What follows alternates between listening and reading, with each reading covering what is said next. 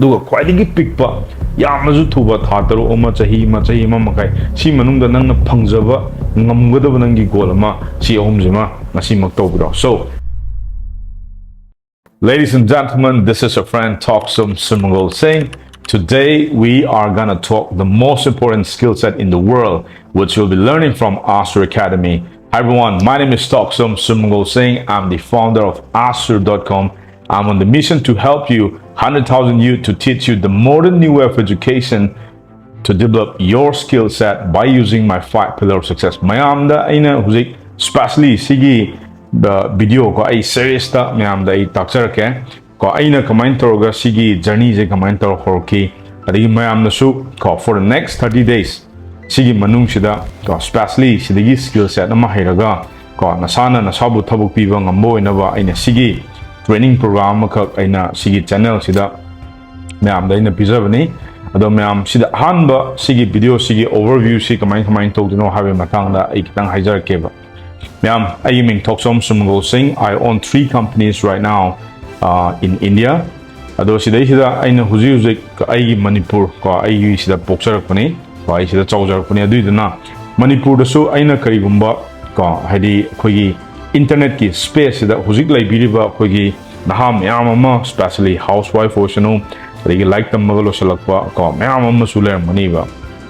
ado akhoi da huzik yamna challenging oi se kaino ko lan chu ji khoi kan na tori adigi economic condition yamna down ori ko de thabak tongni hai tar su company je psna jugo chawal lektaba ko leibudi myam lermani yamna huzik kitang wana banina business owner ge shudum struggle tor maniba. So adugi situation me amda ina psana yenga matungda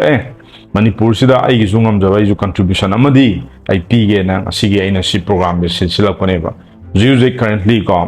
we are earning 5 to 6 lakhs per month from our state of Manipur. I train more than thousands of people for free, and then paid customer da was hundred of people I've been training. Success story ai patokre ko aina 60 days ki challenge na ai men program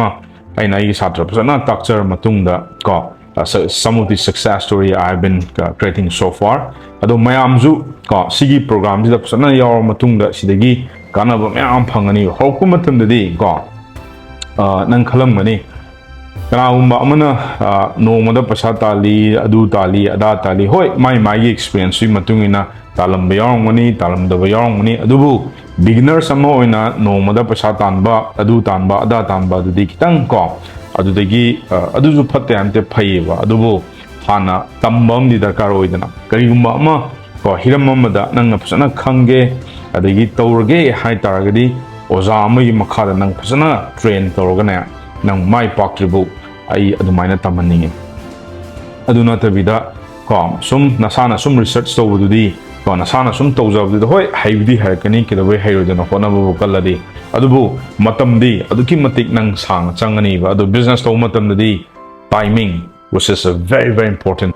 ko anywhere in the world nang kaigumba thabam to matamda timing yamna khangba ma darkar oiba nang na kaigumba timing do sidai da seran turan changi dargadi ko nangi music life yengoba nang music nangi music journey ja nangi career sida hoji nangi timing yengo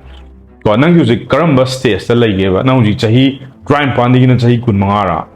kun manga de na uji kuntrara ko adai kuntra de na nipura nipuda nifu manga bola nangi life ki stage amdi nang soden lerang mani ba aina hujik tawjai ba aigi program oro nangi skill set tambo oro kai mam to matam sije yarba kholaba ni sana hana decide to bi gadau ne ba ado khangdragadi ko I'm ready to help you ko ai mateng pangsage ba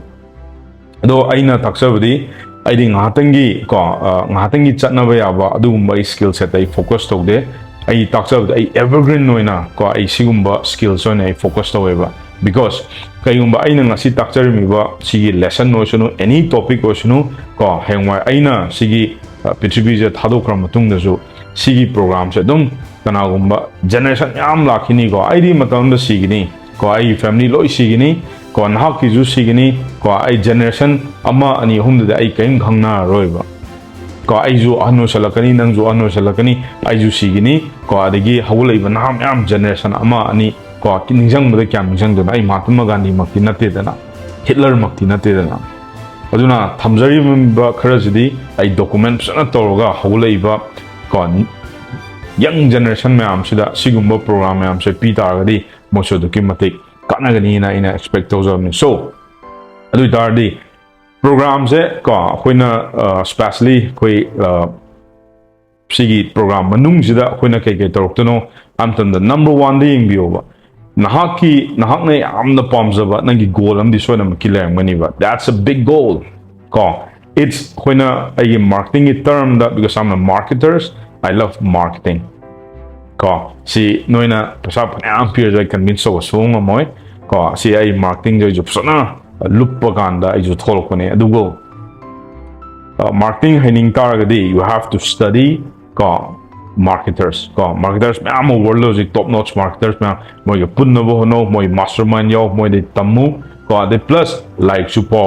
I can recommend some of the great books for entrepreneurs if you wanted to become good marketers so I can tell you some of the books which I can recommend. Number 1 is Expert Secret. Number 2 is Thokchom Secret and Traffic Secret. Not only that, if you really wanted to become the great person when it comes to financial, Think and Grow Rich Paview by Napoleon Hill. Sumba like ma'am say ma'am pavita agadi ko the gimatik yam kana knowledge yam leini ado sidai akoina sigi program nung sida ahanbada nangi goal mana set tawum da kala ado goal je ai ahum thokna thuga ke ba ko ahanbada nangi achoba goal haidi kaino nangna punchi da kwadigi pamjaba nangi biggest goal amadi sonam kilang mani ba permodra ko ngambang da it doesn't matter nang amadi set tawba ko set tawba khatana tabida matamju set tawba nang ngasi samna da example na paisa da har sa matam mamadadi aiju crore manga natra crore ta de ai tange leidana chahi ga bu kimunung da chahi tara chahi manga ko adumaina set chawngam khangroba second da akoina mu adugi goal do ko aino ji crore manga natra crore tara chapchan hayo ko let's say crore manga har seba chahi manga bu kimunung de ai crore manga tange na ko adu oitadi crore manga do tanaba hotna matamda aina hujiki sigi kano se second gi goal macha mu sem seba ko crore manga do phangna hotna matamda nang kai gum khadi tok jaroina that's called core result ko core result sina kaino nangi asagi nangi achoba goal do phangna hotna matamda sigi core result se si myam se yaw ganda nang adu phangdone ba adu core result sida mu itare ko 2.5 crore na ai achoba goal do lakma lare tangkhai duna 2.5 crore ne ba ko si ma lare last ki goal sina kaino 1 crore ma 1 crore je chahi kya kin hit to si ga si decide to ko smaina goal de het hobuga choba de lamjan ba hoi ko kana ma amna chumi hakani kana umna lal hakani but ai gi concept ta in haija bane ba achoba thabam to da macham cha hana thugai biro ahum thona paidigi macha do hana khut thaba hobiyo ba hek hobuga achoba thab di nang wani ba same thing in business ko ultimate goal core results aduga khoi marketing term da khwadigi smallest result or goal che khona ka hena gyam tam da splinter goal jo hene go na adu sigi splinter sa nang asagi core result to the yawba si khwadigi macha do adu lokthora ga ne adu hana fazana kano sigi chahi amani study ko ai something ko 1 crore boygra 1.5 crore boygra sim de ai target to the way si phang da ya de na adu da subaina set to be ahum thona kwai han me kai achoba second gi dana khara pikpa aduga last na kai no kwai gi apikpa goal ama thambi ga ba adu gi akoi work to horok se ba ya go ma'am adu ngasi gi kano dadi akoina aina pizam do se kai no number 1 nang na kwai pamjaba ko nang sim de ai chai manga jiki manung da isi target to ge haita de adu ma ibiro ani subada yamna ju chaw na taba mayai warap oiba nang na tawbada ngamgadaba goal adu mi adu khwaidigi pikpa